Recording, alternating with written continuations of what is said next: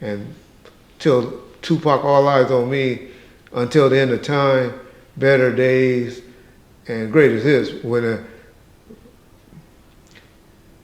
it happened, Reggie was in control of all of those projects. Did y'all just hear that? All Eyes on Me, Tupac Greatest Hits would have never happened if it wasn't for Reggie the Rat Wright Jr. Y'all really have fallen for the okie doke. Let's get into some of this straight game. Yeah. Blackjack.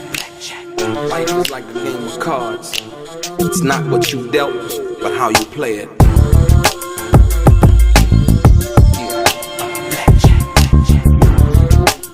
To play each situation correctly. I remember they used to laugh at a brother. Welcome back, guys. Welcome back. It's your boy DELRAY Richardson, platinum artist, platinum songwriter, Straight Game TV. I thank you for tuning in. I appreciate your time. Do me a favor, hit the thumbs up button as it helps push the content out to more potential subscribers, as well as the people who have already subscribed to the channel. Also, if you have not subscribed to the channel, please do so yourself and tell a friend. And like I always say, if you want to be one of the first people notified when I drop some of the straight game, please do me a favor and hit that bell notification, that little bell notification right below this video. I'm going to get right into it. Ladies and gentlemen, have you ever seen somebody being asked a question, and after they ask the question, they ramble on, but never really give an answer to the question that was asked? In this video right here, right, basically Reggie the Rat Wright Jr. is responding to my factual statements in regards to how you obtain platinum plaques for working on the album, co-writing on the album, whether your music was sampled on somebody else's album or what have you. And Gullible John asked him the question, but he never answered it, because he really, truly, honestly had no answer. And the best that he could do was try to give the explanation in the title and basically say, the Tupac estate approved my plaques. Well, at the end of the day, back then, when I received my plaques on the wall, they didn't have to approve anything. It wasn't about nobody approving anything. What you had to do was you had to show actual proof that you were receiving royalties, mechanical licenses that were signed by the record company, right? That you had something to do with this project, or with the project that you wanted to receive your RIAA certified gold or platinum plaques for, the Recording Industry Association of America, right? And so when John asks Reggie the question, Reggie goes on to ramble about how Suge wouldn't have, basically admitting that he had nothing to do with the albums that he received these gold and platinum plaques for, right? On side of that, like I said, many other things. And so when you understand what's been going on over there at Bomb First, they've been setting up this this thing where they basically talk about Snoop. Reggie goes in on Snoop, and Snoop trying to rewrite history and all of these other things, right? Which is simply not true. You got to take the aspect of Snoop Dogg is Snoop Dogg. Snoop is a legend. Snoop doesn't have to rewrite history. Each and every day that Snoop is alive, he's writing his own history. And what's being done is you have somebody like Reggie the Rat Wright Jr. trying to place himself in the middle of what all of that was, when he really wasn't. Like I said, you'll hear him admit that he really didn't do everyday security work. He said about himself that he was too fat and so on and so forth, in response to, what he did. He said, I own the security company and so on and so forth. Oh, he had nothing to do with it, bro. He was just security. I owned the security company. Did very, very little security. Was too fat and slow for that. So no, I sold security guards. I sold guys to work with you. But that's for idiots that don't know.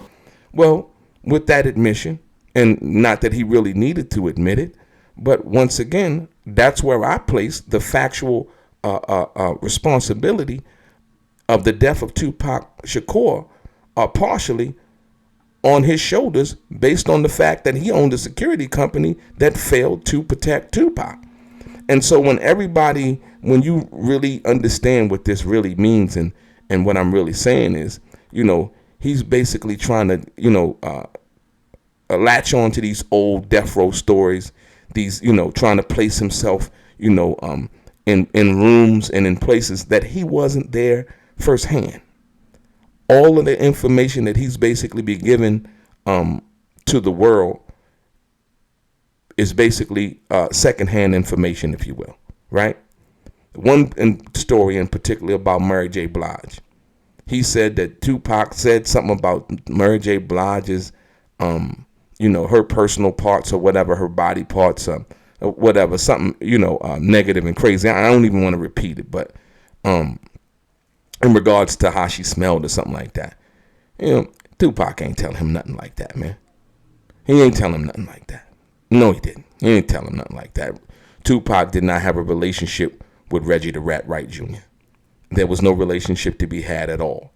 And so when you understand that, you're going to get it, and you're going to say, well, this guy, he can make up anything he wants to. And that's basically what they've been doing. They've been making up stories. They know that you don't know, what's right or wrong, or whether they're telling the truth or they're lying. And so they can make it up and get away with it. Like I said, until they started to come for me and start to talk about like, oh yeah, he didn't know Tupac, he did this, that, and the other, and so on and so forth, right? Which I prove beyond any shadow of a doubt, my situation and truths where I was actually there with Tupac and on scene, not just, somebody came back and told me, one day that, X, Y, and Z happened, and then now I'm going to tell a story as if I was there firsthand. It's so deceptive. They tried to discredit my plaques on the wall. I showed them all of the paperwork, right? And they've been quiet about it, and like I said, I was supposed to be gone off the internet because, Reggie, the Rat Wright Jr. allegedly has some superpower or something like that by the words that he speaks and, whatever he has told himself that he is in regards to this YouTube thing, right? And it's simply not true. Like I said, once again, they've lied so many times, and I've pointed out the lies that they've told so many times, that they now have kind of backed away from saying anything about me anymore. And I appreciate that. That goes to show that the facts have won over. I haven't done anything, but the facts themselves have won over. So there's so many lies that have been told that you have to try to decipher through, you know what I mean? And involving Reggie the Rat Wright Jr. and Gullible John. Like I said, he was asked the question in this video right here, and he did not give an answer. He just rambled on. But yeah, I mean, like John said, Tupac rated his album.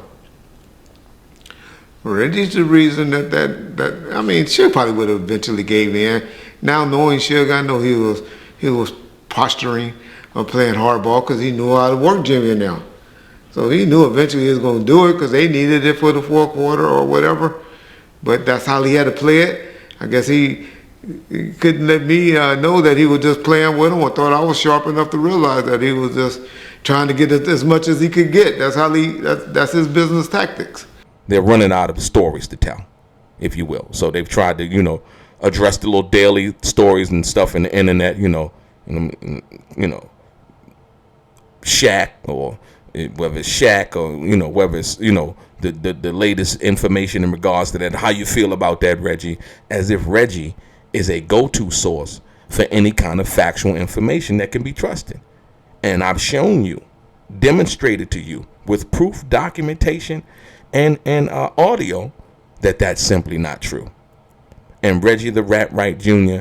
bears some responsibility as far as being the owner of right way security, and in regards to the death of Tupac Shakur.